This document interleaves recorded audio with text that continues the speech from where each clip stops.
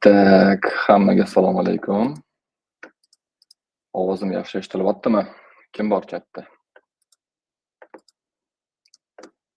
O'ng tarafda chat degan narsa bor, shunga qo'shilsanglar bo'ladi.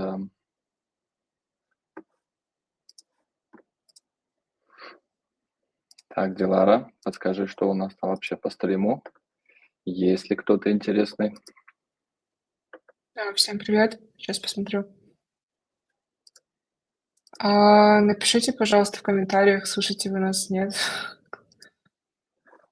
Hozircha tinch. Да, все good. Нас видно. Так, отлично. Я вижу 381 человек. Ага, отлично. Вы можете написать в комментариях, кто откуда нас слушает сегодня. Музафар на связи. Привет. Так, ты как хост можешь видеть комменты, да? Мне они недоступны. Сможешь открыть их, чтобы я тоже их видел? Давай я тебе пошерю. Ассаламу алейкум. Да, я тебе пошерю, там комменты, может быть, читать. Давай.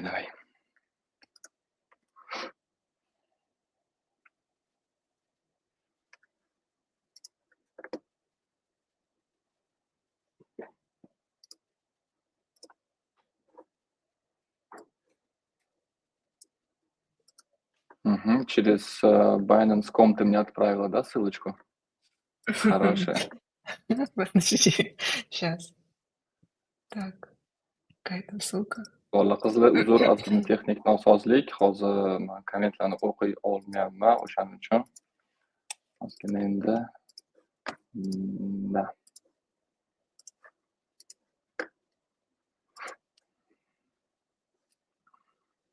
Мгм.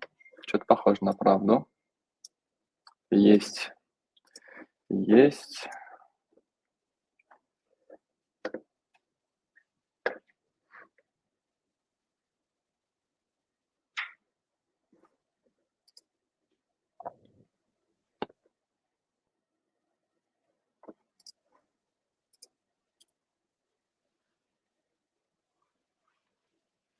Только теперь меня почему-то комментарии гонят. Очень долго загружают. Пока не так много их. Да.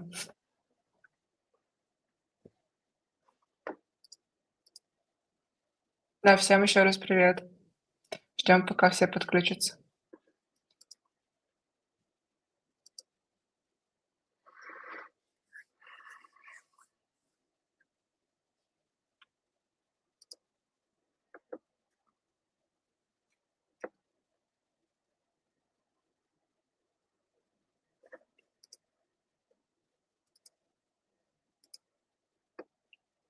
Hop, Bitcoin oqyapti.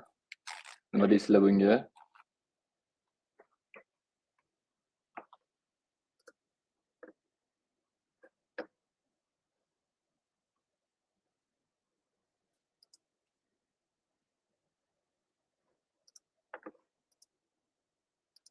Нет, у меня комменты вообще не грузит. Дилара, скажи, пожалуйста, в чем может быть проблема? У меня просто сильно все очень зависает. Я вижу количество человек, которые смотрят, но у меня комменты просто дают вот такой вот скрин.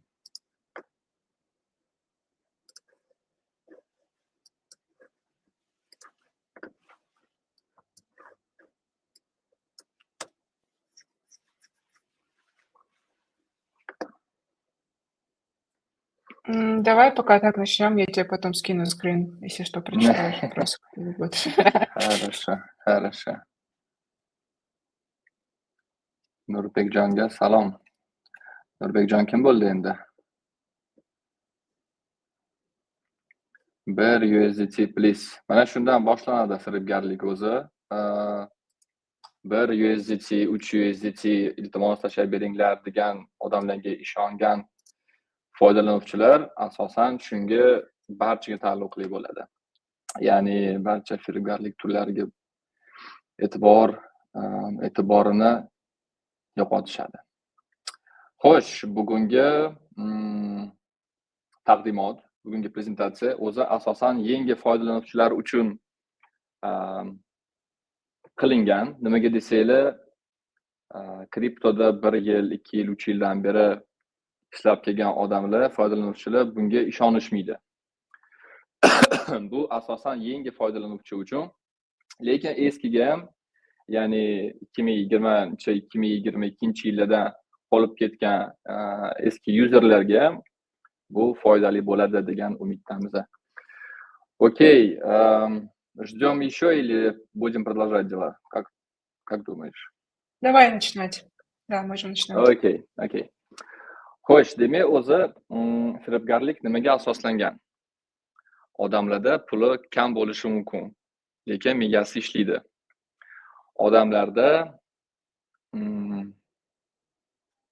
Odamlarning ishlagisi kelmasligida mana shu firibgarlik turlari ko'payadi. Misol uchun, biror bir ishga borib ish qilishdan ko'ra, bular boshqa odamlarni aldab, so'rab olib keladiganlari bor, juda ham ko'p. Kriptoda firibgarlik esa u juda ham rivojlanib ketgan bugunning o'zida. Nimaga desangiz, kriptoda barcha tranzaksiyalarni, o'sha heshlarni ko'rib chiqish juda ham qiyin, ildizni topish qiyin. Shuning uchun deyarli barcha firibgarlar, ya'ni piramida, telefon bo'yicha, telefon orqali qilinadigan firibgarlik turlari hozircha kriptoga ko'chishdi. Bu asosan o'sha tranzaksiyalarni ko'rmasligiga sababchi bo'lgan. Chunki mana pulimni o'g'irlab ketishdi, men MVDga заявление topshiraman yoki RUVDga заявление beraman degan sxemalar уже ishlamaydi hozir. Kriptoda ishlamaydi. Odamni topish mumkin. No, ancha qiyin. Okey. O'zi firibgar bugun o'zida firibgarlik turlari to'g'risida qanaqa qilib firibgarlikdan asransa bo'ladi, o'zi himoyalanish mumkinmi, pulingizni himoyalash mumkinmi degan savollarga javob berishga harakat qilamiz. Oxirida savollaringiz bo'lsa, albatta eshitib, ularga javob berishga urinib ko'ramiz. Kamida urinib ko'ramiz. Bitcoin nimaga tushyapti degan savollarga javob bermaymiz sizlar. Chunki o'zimda ham ikkita stop bo'ldi bugun. O'zim ham xavotirda turibman. Nima bo'lar ekan deb ertaga. Okay, let's start. O'zi kripto firibgarlik oddiy firibgarlikdan kelib chiqdi. Ya'ni oldin firibgarlik turlari o'zi juda ham ko'p. Telefon orqali qiladigan odamlardan boshlab, ya'ni assalomu alaykum, biz A kompaniyadan korxona quramiz, telefon quramiz deganim. Ushbu kompaniya sizga $100 o'rniga iPhone 16 Pro Max olib berish ilojini qilib beradi degan qo'ng'iroqlar ham bo'lgan. Menda ham bo'lgan, xotinimda ham bo'lgan, o'rtoqlarimda ham bo'lgan. Ba'zi birlar iPhone 16 Pro Max $100 ga olish niyati bor degan foydalanuvchilar bunga ishonishgan. $100 yuborib hech nima olishmagan. Endi bu firibgarlikning eng oddiy, eng oson turlari. Bugungi kunda yuqorida aytganimdek, firibgarlik kriptoga ko'chdi, chunki uning oyog'ini qayerdan o'sayotganini topish juda ham qiyin. Tak. Mana 2018-2019 yillardan boshlab O'zbekistonda kriptovalyuta to'g'risida juda ham ko'p odam bilishi boshlagan, chunki Bitcoin o'tgandan keyin, endi narxi o'tgandan keyin uni juda ham ko'p odam taniy boshlagan. Kommentariyada yozing, Bitcoin o'zi nechinchi yilda ishlab chiqarilgan desa ham bo'ladi, nechinchi yilda o'zi tashkil qilingan bu narsa, bu token, bu coin, bu kripto hamjamiyat desa ham bo'ladi, chunki hamma narsa Bitcoindan boshlangan o'zi. Hozir kriptovalyutada firibgarlik juda ham ko'p, chunki boshqa firibgarlik ishlamayapti. Nimaga desangiz, odamlar juda ham, ayniqsa bizning odamlarimiz juda ham ishonuvchan. juda ham bag'ri keng, hammaga yordam bergisi keladi. Hammaga shu ozgina bo'lsa ham o'zini ulushini bergisi keladi. Shunaqa firibgarlikka ishongan odam qolgan firibgarliklar ham ishonib ketaveradi. Birinchi marta tutilgan bo'lsa, xuddi shu firibgarlikka emas, boshqa turiga ishonib ketaveradi. Endi hozir telefondan ishlamayapti-yu, kriptoga o'tgandan keyin ketdi. Red packet, phishing degan narsa bor. Yana nima? Rug pull, yana nima? Turlari juda ham ko'p. O'sha 1 USDT o'rniga sizga 10 USDT qilib beradigan odamlar, u kamida 100 tasini bilaman. Bizani Binance Uzbekistan hamjamiyatimizda o'tirishadi ular.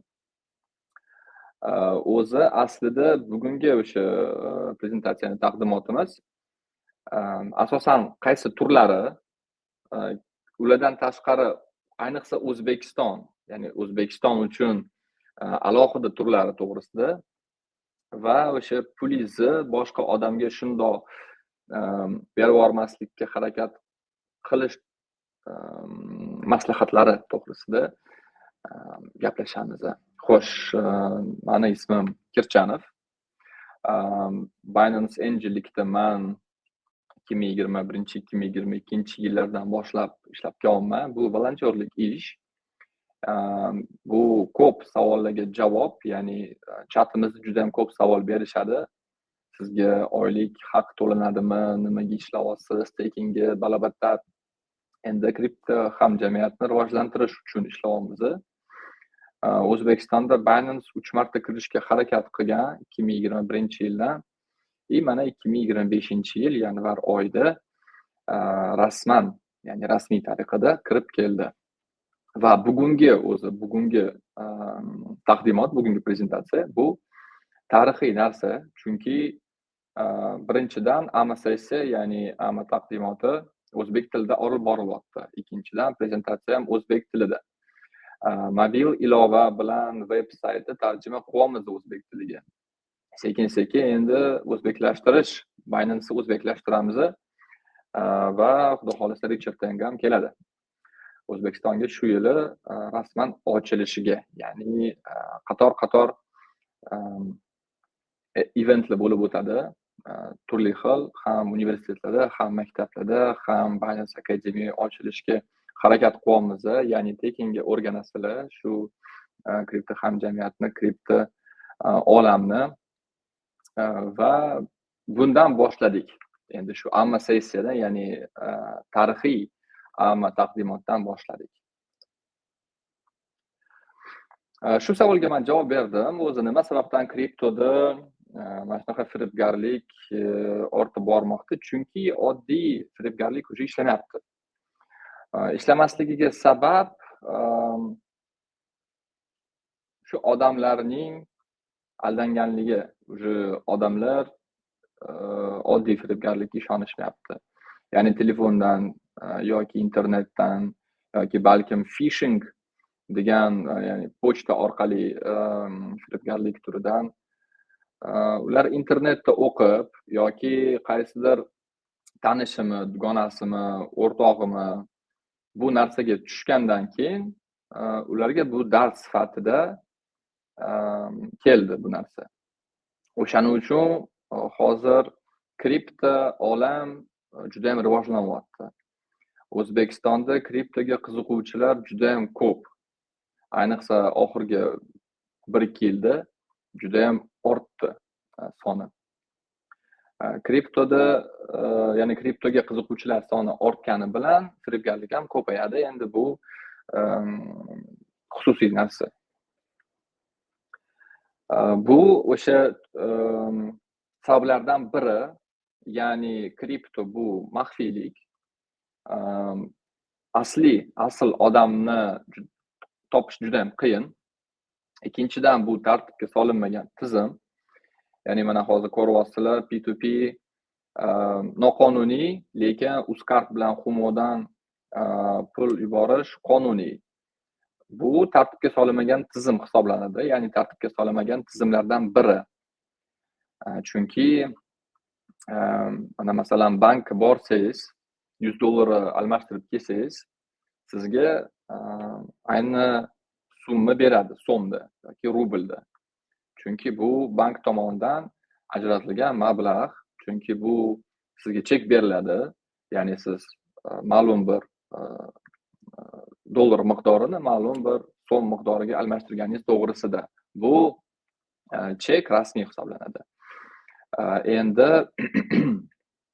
kriptoda, misol uchun UzCarddan yoki Humodan pul o'tkazsangiz, bu qonuniy, chunki chekingiz bor. PayMe yoki Uzum yoki qaysidir boshqa to'lov tizimlarida amalga oshirasiz bu narsani va sizda chek ko'rinadi, qayerqa nima uchun ketganini. Agarda P2P qilsangiz, topish qiyin. Topish mumkin emas deyotganim yo'q, topish qiyin. Bilmagan odamlar uchun 3 karra, 4 karra qiyin. Chunki ular mana kriptoni o'rganaman, blockchainni o'rganaman deb pul tashashadi Binance'ga. Pul tashagandan keyin P2P'ning, ya'ni o'sha person to person, peer to peer boshqa tomoni unga pul tashab bermasdan bo'ldi uxlading degan soобщение keladi, degan xat keladi.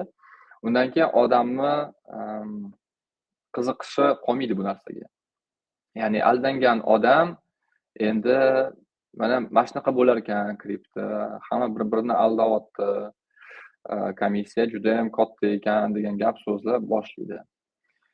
Va bu 3-chi sababdan biri, ya'ni bilim yetishmasligi. Oldinda, ya'ni tepada aytganimda, yangi foydalanuvchilar qo'shilgandan keyin kripto ular uchun xuddi yangi dalaga chiqqaningizdek bo'ladi. Yangi shaharga kelasiz-ku, tilni bilmasangiz, nima qayerda joylashganini bilmasangiz, internetingiz yo'q bo'lsa, Google'ingiz yo'q bo'lsa, nimani qayerdan topasiz? O'shaning uchun guruhda har doim aytamiz. Sizda internet bo'lsa, bo'ldi, o'rganing.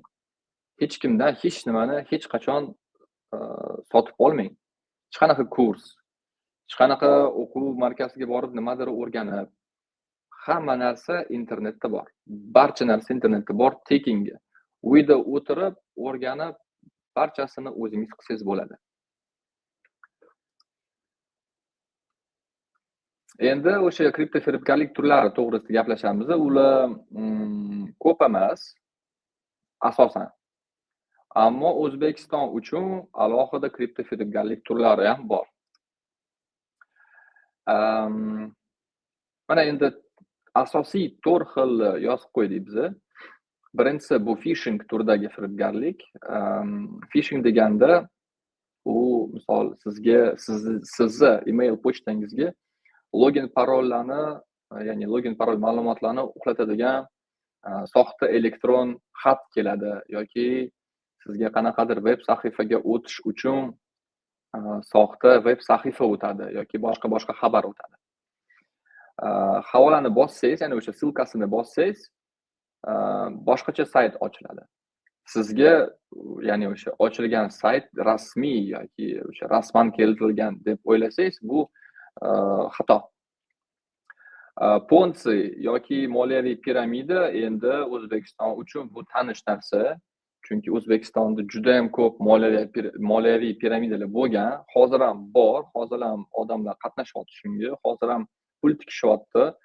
Jentrasini sotib, uyini sotib, kredit olib, millionlab, 100 millionlab pul olib chiqishyapti. Buni ham bilamiz hammamiz. Soxta ICO, ya'ni o'sha tokenning birlamchi sotuvi. Endi biror bir token qaysidir birjada listing bo'ladi deymiz. O'sha listingdan oldin bizdan oling, bizda arzonroq listingdan oldin sotib olishga ulgurib qolinglar deganlar, bu hammasi scam, hammasi firibgarlik. Rug pulls endi bu menimcha O'zbekiston uchun yangi, balkim kimdir uchragan bu narsani, ammo dunyoda bu ko'p tarqalgan narsa, keng tarqalgan narsa. Rug pull bu qachonki, misol uchun men qaysidir proyekt qilib, loyihani yaratib, unga reklama beramanmi, investitsiya qildiraman, ya'ni sizga o'sha barcha investitsiya Binance Qanday o'rgansak bo'ladi? Nimani qanday o'rgansangiz bo'ladi? Mana o'rgatyapman hozir. O'sha rug pulls, ya'ni odamlardan pul yig'ib olib, g'oyib bo'ladigan narsa. Ya'ni o'sha investorlar, ya'ni men investorlarni yig'ib olaman, pulni yig'ib olaman, g'oyib bo'laman. Bo'ldi, shu bilan.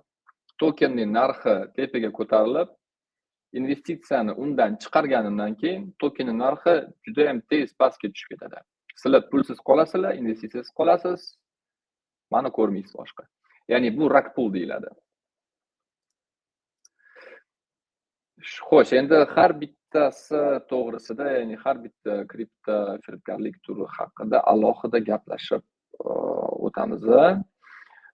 Phishing. O'zi phishing bu baliq tutish, baliq ovi yoki ribalka desa ham bo'ladi, o'sha nomidan kelib chiqqan. Phishing o'sha qarmoni daryoga otsangiz, baliq tutasiz, to'g'rimi? Firibgarlik turi esa bu xuddi shunaqa xatni original xat qilib, ya'ni o'sha Binance tomonidan sizga masalan qandaydir xat keldi deymiz. Havolasini tekshirmasangiz, havolasi firibgarlik tomonidan yo'llangan bo'lishi mumkin. Ya'ni siz o'sha havolani bossangiz, umuman boshqa saytga o'tadi va balansingizda, ya'ni o'sha karta daniylarni, karta ma'lumotlarini kirgizsangiz, kartangizda yoki Binance hisobingizda bor pulingiz, bor USDT yoki boshqa valyutalaringiz yo'q bo'lib ketadi. Muammosi shunda. Shunaqa saytlar shunaqa qilinganki, ularning havolasi tranzaksiya sifat qilingan bo'ladi. Ya'ni tranzaksiya havolasini bosganingizda siz avtomatik ravishda karta, login, parol yoki boshqa shaxsiy sizga tegishli ma'lumotlarni yuborgan bo'lasiz. Shuni oldini olish uchun akkauntni har doim 2FA qilish kerak. 2FA bu ikki faktorli autentifikatsiya. Bu o'zi nima degani? Ya'ni misol uchun Binance'ga siz login va parol orqali kirasiz. Sizga tasdiqlash uchun SMS kelish kerak. 2FA ya'ni qandaydir yana qo'shimcha sifatida yoki email pochtangizga parol kelishi mumkin. Yoki Telegramga parol kelishi mumkin, yoki WhatsAppga parol kelishi mumkin. Ya'ni bitta himoya tizimi emas, ikkita himoya tizimidan o'tish kerak bo'ladi. Agarda sizda ikki faktorli autentifikatsiya bo'lsa, unda akkauntingiz xavfliroq bo'ladi. Nimaga? Misol uchun o'sha phishing saytini, phishing saytdagi havolani bosdingiz, misol uchun karta daniylarni, o'sha login parolni sizdan o'qlatdi. Kimdir, qaysidir odam. Pulni yechib olish uchun sizni telefoningizga kod keladi yoki emailingizga kod keladi. O'sha kodni kirgizmasdan u pul yecha olmaydi. Siz kodni ko'rib turibsiz. Kimdir mashnaqa summa pul yechyapti. Shu kodni siz hech kimga uzatmasangiz, pulingiz joyida qoladi. Hech vaqt ketmaydi. Ya'ni ikki faktorli autentifikatsiya bu juda ham yaxshi himoya turi. Undan o'tish juda ham qiyin. Google Authenticator bor, SMS bor, WhatsApp bor. Hozirgi paytda ya'ni kimdir boshqa odam shu pulingizni yechmoqchi bo'lsa, sizni telefoningizga yoki sizni email pochtangizga kod keladi. Shu kodni hech kimga bermasangiz bo'ldi, pulingiz joyida qolaveradi. Siz Binance'ga keyin kirib, havola orqali login parolingizni o'zgartirsangiz, bo'ldi, muammo yo'q. Endi tekshiruv bo'yicha maslahatga keladigan bo'lsangiz, havolani, ya'ni o'sha URL, ya'ni o'sha havola adresini tekshirishingiz kerak bo'ladi. Hozirda Binance saytlarni ko'rdingiz, MarketWeb deb yozilgan, o'sha MarketWebga ishonsa bo'ladi. Bu asosiy shu saytlarimizdan biri, chunki Binance.com ishlamayapti O'zbekistonda hozircha bloklangan. Binance.com.uz ham ishlamayapti. Hozircha shu MarketWeb bu CoinPay bilan Binance o'rtasidagi hamkorlik tarafida qilingan saytni o'zi. Ya'ni shu orqali ishlasangiz bemalol bo'ladi. Ponzi piramidalar. Endi moliyaviy piramidaga kelsak, odamlar juda ham ishonishadi shunga. Juda ham ishonishadi. Piramida o'zi nimadan iborat? Misol uchun, qandaydir Ahmadjon oldingizga kelib aytibdi, qara, menda hozir 2000 bor, $2000 bor. Menga $3000 kerak. Shu $5000 Binance'ga tiqamiz. 3 kundan keyin sen 3000 ni 5000 qilib qo'yaman. Login, parol, hamma narsa sendan bo'ladi. Ko'rib o'tirasan, barcha сделкалari sendan bo'ladi. Men просто targovat qilib o'tiraman, ya'ni token sotib olib, token sotaman, token sotib, token olaman. O'zi shundan boshlanadi. Siz ishonasiz, shu 3000 ni unga berasiz. Sizga haqiqatan ham login parol beradi. Bilmadim, uxlagan paytingizda yoki siz ko'rmaydigan paytingizda, siz offline bo'lgan paytingizda shu pulni chiqarib olib boshqa shu odamni ko'rmaysiz. Bundan tashqari, Telegramdami yoki veb-saytlarda ko'rsangiz, kafolatlangan yuqori daromad yoki bizda eng katta foyda yoki xavfsiz daromad yoki shu kabi bistolkoviy va'dalar bo'lsa, ularga ham ishonish mumkin emas, umuman. Даже o'ta ishongiz kelsa ham ishonmang. Hammasi firibgarlik. Absolutni hammasi 100% firibgarlik. Ular asosan e'tiborni jalb qilish uchun qaratilgan. O'rtog'ingizni olib keling va $500 ga ega bo'ling bonus sifatida. Bitta o'rtog'ingizni olib keldingiz, $500 sizga berishdi. Siz o'ylab olsangiz, nicho себе $500 berishdi. Yana 10 ta ishtirokchi olib keltiring, $10,000 beramiz sizga deydi. Bo'ldi, $10,000 endi berish sizga. Aytaylik berishdi. Endi shu siz olib keltirgan 11 ta odamdan ham xuddi shu narsani so'raydi. Har bitta odam ishtirokchi olib kelsin. Ishtirokchi olib keladi. No, bu ishtirokchilar ham pul solishadi, investitsiya qilishadi. 100 ta, 1000 ta ishtirokchi bo'lgan paytda proyekt, loyiha yopiladi. Boshqa shu odamlarni ko'rmaysiz. Yaxshi ham qatta shu Turkiya yoki Qozog'istonda bo'lsa yaxshi. Ato undan ham uzoqqa qochib ketishadi. Ya'ni o'ta daromadli o'sha sxemalarni, o'ta daromadli piramidalarni, o'ta daromadli eng katta foyda deydigan reklamani ko'rsangiz yoki kimdir sizga aytsa, ey odam, ishonma, bu skam, bu firibgarlik deng. Chunki bu asos. O'sha piramida bu kripto industriyaning, kripto olamining asosi. Siz o'sha long short ochasizmi, marjada pul ushlab turasizmi, spotda pul ushlab turasizmi? U hammasi yaxshi, u hammasi o'zingizga. Ammo piramidada qatnashib, siz hech qachon pul ishlamaysiz. Soxta ICO. ICO bu initial coin offering. Ya'ni o'sha listing nimaligini bilasizlar endi. Menimcha biror bir loyihaning tokeni qaysidir birjada chiqishi bu listing. Va ICO bu listingdan oldin sotuv jarayoni hisoblanadi. Ba'zi bir Telegram kanallar, ba'zi bir veb-saytlarda ham ko'rganman. Tokenni listingdan oldin sotib olish jarayoni uyushtirishadi.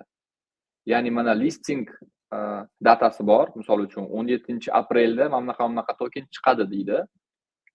Telegram kanallar o'zini kuchini yig'ib reklama berishadi. Bizda esa listingdan oldin sotuv jarayoni boshlaymiz 15-aprel, 17-aprel emas, 15-aprel. Shu 15-aprel deb o'ylaysizda endi mana listingdan oldin token sotib olaymi deb o'ylaysiz. Hozir mana $100 $200 yoki hech bo'lmasa $50 olib qo'yaman. Hech nima bo'lmaydi-yu. Endi o'ylab ko'ring, shunaqa odamlar qancha? Shunaqa odamlar nechta? 1000 ta odam $50 dan bo'lsa, mana sizga $50,000. Ular juda ham katta pul qilishadi sizda. Oxir-oqibatda listing ham yo'q, loyiha ham yo'q, yoki listing narxi past bo'ladi, yoki listing umuman qilinmaydi, yoki sizga o'zi yo'q bo'lgan tokenni sotib qo'yishadi. Misol uchun listing bilmadim endi Orbit degan listing bo'lsa, o'sha Orbit tokenni listingi bo'lsa, sizga ORB tokenni berishadi yoki Orbit tokenni berib, hash boshqacha bo'ladi. Ya'ni o'sha hash adresi umuman boshqa bo'lib, siz hech qachon listing bo'lmaydigan tokenni sotib oldingiz va hech qachon sota olmaysiz uni. $50 quydi. Yaxshi ham $50 ga olib qo'ygan bo'lsangiz, $1000 ga olib qo'ygan bo'lsangiz-chi. Tipa mana investitsiya sizga, mana endi men boy bo'laman, mana hozir bitta o'sha $1000 ni kiritib boy bo'laman degan odamlar quyishadi, srazu quyishadi. O'sha soxta ICO ogohlantiruvchi belgilardan biri bu loyihaning aniq jamoasi yo'qligi yoki white paper yo'qligi. White paper bu o'sha tokenning tashkil qilinishi va uning xaritasi hisoblanadi. Ya'ni qachon nima bo'lishini. Misol uchun mana Bitcoinni, Ethereumni va boshqa taniqli tokenlarning white paper bor. Ya'ni tuzilish jarayoni qanaqa bo'lgan, jamoasi kim, qachon listing bo'ladi, 1 yildan keyin nima bo'ladi, 2 yildan keyin nima bo'ladi va shu kabi savollarga javob beradigan white paper, ya'ni o'sha rivojlanish xaritasi, karta улучшений bo'lmasa, shu token sotib olishga taklif qilmaymiz va maslahat ham bermaymiz. Bu tokenni yoping. White paper bo'lmasa o'qimang ham. Va aniq jamoasi. Aniq jamoasini endi misol Photoshopni hammamiz bilamiz, WordPressni hammamiz bilamiz. Oddiy sayt qurib, 5-10 daqiqa ichida oddiy sayt qurib, qaysidir odamlarni boshini yoki yuzini olib, ism familiyasini topib qilishimiz mumkin shunaqa loyihani. Bu degani endi sayti bo'lsa, jamoasi bo'lsa, white paper bo'lsa, token scam degani emas. Token scam, bunda ham token scam bo'lishi mumkin. No sizni nimasi to'xtatishi mumkin? Bu hech qachon takrorlanmaydigan, faqat bugun, faqat ertaga yoki faqat indinga degan gaplar ham bo'lsa, shuni ham sizni ogoh qilish kerak. Nimadir не то, nimadir подозрительный. Ko'zga tashlanadi bu narsa. Shuning uchun har bitta loyihaning haqqoniyligini Binance kabi ishonchli platforma orqali tekshirishga taklif qilamiz. Endi oldinda aytganimdek, sizda Google bor, sizda YouTube bor. Agarda qaysidir loyihani ko'rib qolgan bo'lsangiz, YouTube'da ko'rib chiqing. Scam yoki bu firibgarlik ishimi yoki bunga ishonsa bo'ladimi degan savollarga o'zingizga o'zingiz javob berishga harakat qiling. Mana chatimiz bor. Chatimizda 4000 plus odam, 4057 ta odam. Hech bo'lmasa chatga yozing. Mana bunaqa token chiqdi deb eshitdim. Bu haqqoniymi?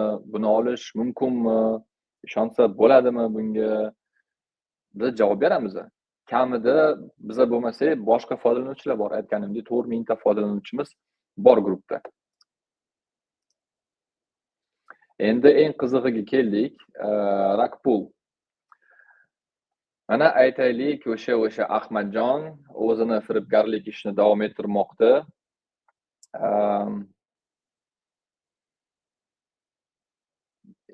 Lekin hozir juda ham ko'p pul ishlamoqchi. Bu nima qiladi? Rakpool bo'lgan paytda qanaqadir token yaratib, misol uchun mana Airmouse tokenni yaratdi, white paper yaratdi, website yaratdi, o'ziga qanaqadir komanda tuzdi, loyihani, komandasini tuzdi, guruhini tuzdi. Rasmlarni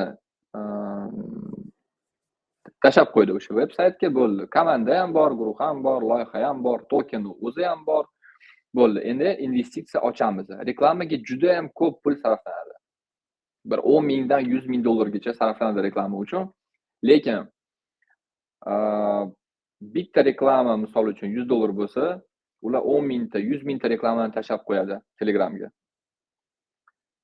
Tashlagandan so'ng ana listing keldi. Binance Launch Pool'da yangi listing qo'shilinglar. Mana shu zo'r narsa bor, Launch Pool zo'r narsa. Hech nima yo'qotmaysiz, lekin yangi token pump qilish niyatida bo'lgan tokenlarni sotib olishingiz mumkin bo'ladi. O'sha jamoasi bor, bo'ldi. Sayti tayyor, white paper tayyor. Ya'ni ChatGPT yordamida qilib yozilgan white paper tayyor, bo'ldi. Token chiqyapti. Endi unga pul kerak. Birjaga chiqish uchun 100 mingdan 1 million dollargacha pul kerak bo'ladi. Pulni qatdan oladi? Puli yo'q. Pulni o'sha firibgarlarga tushadigan odamlardan oladi. Ya'ni ishonuvchan, bag'ri keng odamlardan mana bunaqa token bor, 100x qiladi bir 3 kunda yoki haftani ichida. Bugun 100 dollar soling, 5-7 kundan keyin sizda ancha-muncha pul ko'payadi. 10x. 1000 dollar solsangiz 10 ming bo'ladi. Tak, bola qizlar to'xtab turinglar endi, bizda texnik nosozlik nimagadir. Так, Дилара, у нас там все в порядке со ссылкой? Вроде да, сейчас проверяю. 860 человек слушает. 860, у меня 410. Нет, у меня больше. Супер, супер. Значит, нужно перезагрузиться. Окей, davom ettiramiz. Rakpoolda to'xtatdik biz. Mana barchasi tayyor. Investitsiya kirgizish kerak shu tokenga. Investitsiyadan sizlardan oladi. Mana Airmouse degan tokenim bor. Bir hafta ichida 100x qiladi. Javob sizlarga bolalar. Javob, mana men ishonarli odamman. Mana token chiqdi. Mana ko'rishingiz mumkin, saytim bor, hamma narsa bor, white paper bor. Уже hamma birja men bilan shartnoma imzolab qo'ydi. Bu yerda shartnomamiz bor. Ishonishga, ishonmaslikka hojat yo'q. Mana men turibman, mana meni ko'ryapsizlar. Men shetdaman, chaqib qochib ketmayman. Bo'ldi, endi pul kirgizadi. 1 kun o'tdi, 2 kun o'tdi, 3 kun o'tdi. Pul kirgizishni boshlashdi bolalar. Mana men 10 ming dollar yig'dim, 20 ming dollar yig'dim. 40 ming dollar yig'dim, 50 ming dollar yig'dim. Token chiqardim. Qandaydir oddiy o'sha DEX birjada chiqardim.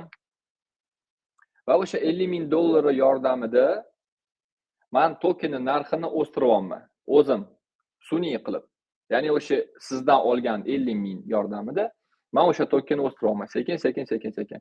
1 dollardan chiqardim deylik. 1 dollardan chiqardim-u 5 kun ichida 10 dollarga chiqardim. 10x. Va shu bir hafta ichida men reklamani davom ettiryapman. Bolalar, mana qaranglar. 1 dollardan 10 dollarga chiqdi. Endi ko'proq qilar investitsiya. Chunki bu token 100x qiladi. Siz mana shu endi yashil sechalarni shunaqa rostni, shunaqa o'sishini ko'rsangiz, shokda qolasiz. Конечно, endi 1 dollardan 10 dollarga chiqqan coinni ko'rsam, men ham pul tikaman. Endi asosiysi shundaki, siz ko'proq pul tikishni boshlaysiz. Ya'ni сделканы ochurasiz. Token narxi tepaga chiqaradi. Sizda stop ishlamay qoladi. Ya'ni bo'ldi, menga investitsiya yetadi. 500 ming dollar yig'dim deymanda, token narxini o'sha butun likvidnosti bor.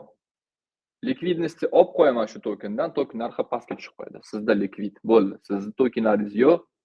Narxi 0.00001, pulingiz yo'q, hech nimangiz yo'q.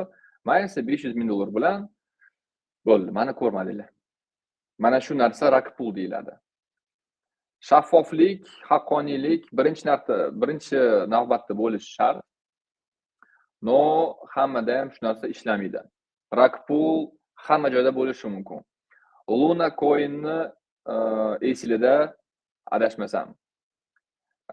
Kimdir esida bo'lmasa, Luna degan coin'ni tekshirsin. Esligiga tushadi. 119-120 dollardan olgan tokenim hozir hech nima turmaydi. Yaxshi ham ko'p olmadim. Bir 10 ta 20 ta oldim. No endi 20 tokenni hisoblaylar 120 dollardan. Hozir hech nima. Umuman chang. Firibgarlikdan himoyalanish bo'yicha umumiy takliflarga kelsak, o'zi aslida birinchi navbatda mendan sizga maslahat ko'proq o'qing. Ko'proq shu sohaga qaratilgan ma'lumotlarni o'rganing. Sizni oldingizda hamma narsa bor. ChatGPT, DeepSeek, Google, Wikipedia xohlamasanglar Google, Wikipedia bor. Izlanglar. Izlanuvchan bo'ling. Chunki izlanuvchan bo'lmasanglar bu narsa qolib ketaveradi. Realni qolib ketaveradi. Barcha sizga kelayotgan ma'lumotlarni 2 marta, 3 marta tekshiring. Ya'ni misol uchun mana yangi token chiqyapti, ICO chiqyapti, mana bunaqa token chiqyapti degan xabarlarni ham bilmadim, 10 martalab tekshiring. Chatimizga kelib so'ring chatimizdan.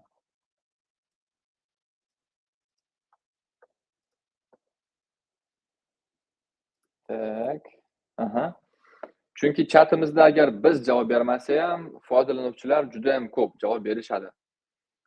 Foydalanuvchilar javob berishmasa, ya'ni kech bo'lsa, iftorlikda bo'lsa, yana nimadir bo'lsa, bo'ldi Google'ga kirgizing. Haqiqatan ham shunaqa ICO bormi, yo'qmi? Birinchi silkani ochmanglar, ikkinchi silkani ochmanglar. 10 ta silka oching, 10 ta havolani qidiring, ya'ni bitta istochnik hech qachon sizga foyda keltirmaydi. 10 ta havolani ochib ma'lumot o'qisangiz, o'shandagina qanaqadir reaksiya bo'lishi mumkin. O'zingiz uchun. Diversifikatsiya qiling. Diversifikatsiya degani barcha tuxumlaringizni bitta savatga joylashmang. Joylamang bitta savatga hammasini. Ya'ni barcha pulingizni, bor investitsiyangizni bitta savatga solmasangiz bo'ladi. Juda ham zo'r maslahat, chunki ko'pincha men odamlardan eshitaman, mana bunaqa coin bor, BNB coin bor, menda 200 dollar bor. Hozir mana shu 200 dollarga investitsiya qilsam, qachon 10 ming bo'ladi degan savollar lichkamda juda ham ko'p. O'shaning uchun lichkamda yozib qo'yilgan va hamma angellarda yozib qo'yilgan, lichkada javob bermaymiz. Va biz ham yozmaymiz hech qachon. Nimaga mana shu slaydda pullaringizni Binance bilan birgalikda himoyalang deyilgan? Chunki Binance o'zini foydalanuvchilarni himoya qilishi mumkin. Agarda qanaqadir firibgarlikka uchrasangiz, bizni qidirib topishimiz mumkin emas, u qidirib topishga yordam berishimiz mumkin. Bunaqa vaziyatlar bo'lgan, bunaqa holatlar bo'lgan. Ammo misol Red Packet degan firibgarlik O'zbekistonda hali ham bor. Ya'ni sizga o'sha Ahmadjon menga $1 o'sha Red Packetga solib bering, men sizga $100 qaytarib beraman deydi. Siz ishonib $1 yuborasiz yoki Red Packet kodini o'zingizga terasiz. Bu Red Packet kodi siz yuborishga emas, u qabul qilishga sizga yubordi. Ya'ni Red Packet kodini terishingiz bilan o'sha promokod degan joyga siz bor pulini unga yuborasiz degan shartnomaga qo'l qo'yasiz. Va bu vaziyatda biz yordam bera olmaymiz. Hech kim yordam bera olmaydi. Chunki sizni akkauntingizga hech kim zulm qilmagan. Sizga hech kim o'sha login parolingizni o'g'irlamagan. Siz o'zingizni qo'lingiz bilan boshqa odamga pul yubordingiz. Bo'ldi, tamom. O'shaning uchun kimdir sizni lichkangizga men sizga yordam beraman, men o'rgataman, qanaqa qilishni deb yozsa, bo'ldi. Spam, blok bizga yozing. Mana bunaqa foydalanuvchi menga yordam beraman deb pulimni o'g'irlamoqchi. Chunki 99% faqat shunaqa. 99%. Э, Nima uchun biza yordam beramiz? Ну, потому что bu bizani ishimiz asosiy. Bu volontyorlik ishi. O'shaning uchun bizga shu pulinglar ham, login parolinglar ham kerak emas. Binance Academy o'zi O'zbekistonga kirib kelmoqda sekin-sekin, ammo hozirdan boshlasangiz bo'ladi. Binance Academy ochiq, hamma uchun tekin, ma'lumotlari tekin da ingliz bilan rus tilida, o'zbek tiliga hali o'girilmagan. Ammo yuqorida aytganimdek, sizda Google bor. Google tarjimon, Yandex tarjimon, Balobattar tarjimonlar juda ham ko'p. Shu tarjimonlardan foydalansangiz, endi sizga. Faqat sizga, chunki pulingiz sizniki. Pul sizniki, investitsiya sizniki. Barcha xatti-harakatlaringizga o'zingiz javob berasiz. Xatti-harakatni oshirishdan oldin endi sal izlanuvchan bo'lsangiz, qadamlaringiz dadil-dadil bo'ladi. Shu qadamlaringizni dadil tashlashga Binance yordam beradi. Guruhda ham yordam berishadi. Biz ham yordam beramiz. Binance Academy o'zi aslida firibgarlikni bilib olish va o'sha pulingizni himoya qilishga bu birinchi qadam hisoblanadi, chunki bu bilim. Bilimingizni oshirsangiz, bilim darajangizni oshirsangiz, bilim saviyangizni oshirsangiz, pulingiz sal himoyaroq joyda bo'ladi. Endi polniy himoyalangan deya olmayman, chunki ko'p faktorlarga bog'liq. Lekin asosan bu o'zingizga bog'liq. Boshqa odamga ishonib, u ham o'zingizdan. Bitta narsa aytmoqchiman men yana, kriptovalyuta sohasi doimiy ayniqsa hozir O'zbekistonga kirib kelgan paytda doimiy ravishda yangilanib boradi. Barcha yangiliklar, chiqayotgan yangiliklar ular firibgarlikka tayangan holda chiqadi. Chunki firibgarlar ham uxlamayapti. Ular yangi ICO yoki yangi token yoki yangi launch pool degan so'zni eshitish bilan o'zini ishni boshlashadi. Mana launch pooldan oldin bizdan token sotib oling. Yoki mana o'zimiz token qildik, launch pool token yirtib qo'yadi. 100x qiladi. Bir haftadan keyin mana sizga rak pool bo'lib qolishi mumkin. Shuning uchun ular firibgarlar har doim bir qadam oldinda. Har doim. Ulardan himoyalanish uchun ko'proq o'qing. Bilim saviyangizni oshiring. Izlanuvchan bo'ling. Sizda barcha instrumentlar bor. Quyidagi havola orqali Binance appni yuklab olishingiz mumkin. Binance app hozir O'zbekistonda ishlamoqda. Bemalol ishlatsangiz bo'ladi. CoinPay deb yuribmiz. CoinPay sayti orqali pul tashlashingiz mumkin va pulni yechib olishingiz mumkin. Xuddi shu narsani Binance appdan qilsanglar ham bo'ladi. Internetim qotib qoldi nimagadir.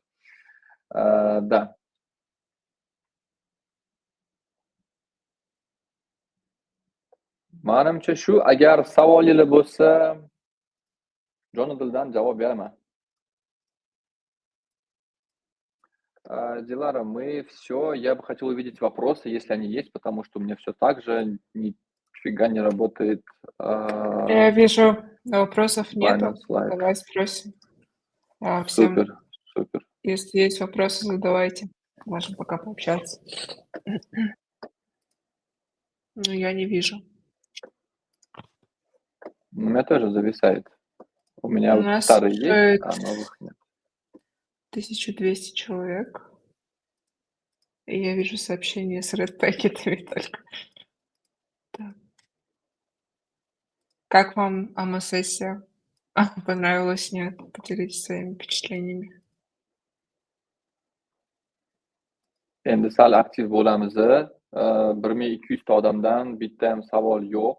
Bu juda ham g'alati. Demak, telefoninglarni yoki notebookinglarni ochib qo'yib, iftorlikka ketgansizlar. Iftorlik haliyam davom etyapti degan umiddaman.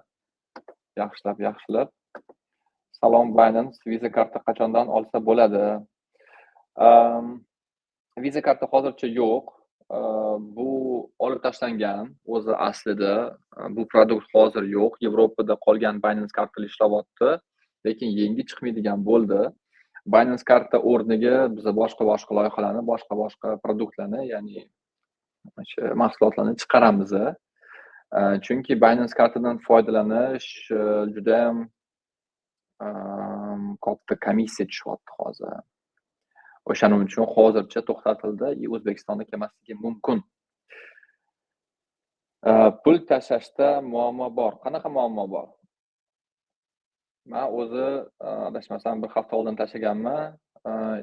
Bu haftani seshanba kuni tashlaganman. Hech qanaqa muammo bo'lmagan. CoinPay'dan ham, mobil ilovadan ham tashlaganman. Bemalol tushgan. Agar shunaqa muammo bo'lsa, lichkaga yozing, bemalol men javob berishga harakat qilaman. Chunki muammo yo'q. Kartingizda pul bo'lsa bo'ldi. Men adashib boshqa kartadan tashlayman desam, muammo chiqdi. Chunki haqiqatan ham o'sha kartadan pul yo'q edi. Lekin muammo yo'q. Uzcard, Humo bemalol ishlayapti. Lichkaga tashlang, skrinlarni hal qilamiz. Usum bo'lib qolyapti, yuzida qilish o'rgating. Usum bo'lib qolyapti. Mobil ilovadan bo'lsa, внести, ya'ni главный stranitsada, bosh sahifada внести degan tugmani bossangiz, внести за usum degan joy bor. Ya'ni не пополнить за usum, a внести за usum. O'sha внести за usumni bossangiz, sizda chiqib keladi. So'mni dollarga almashtirish. Bo'ldi, muammo yo'q, demak.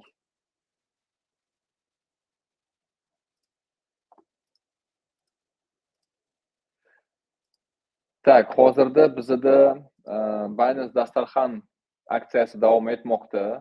Hali ham davom etmoqda.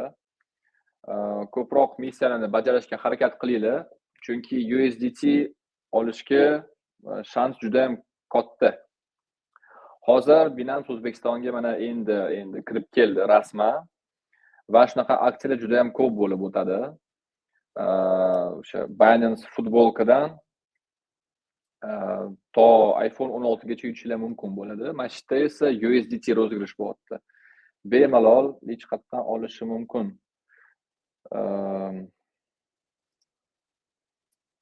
Tak. Mana bu yerdan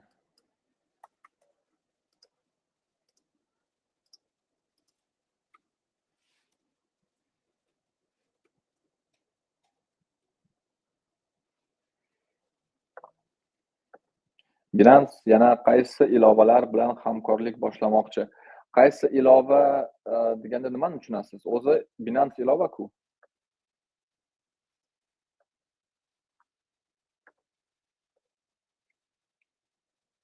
Hozircha bizning asosiy ishimiz bu Binance Academy'ni rivojlantirish.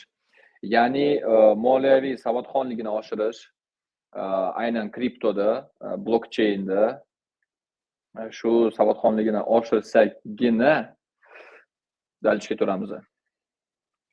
Asosiy ishimiz shu. Ya'ni nafaqat Toshkentda, balki boshqa viloyatlarda ham Binance Academy ochish, ya'ni offline ofisini ochishga harakat qilyapmiz. Asosan shu.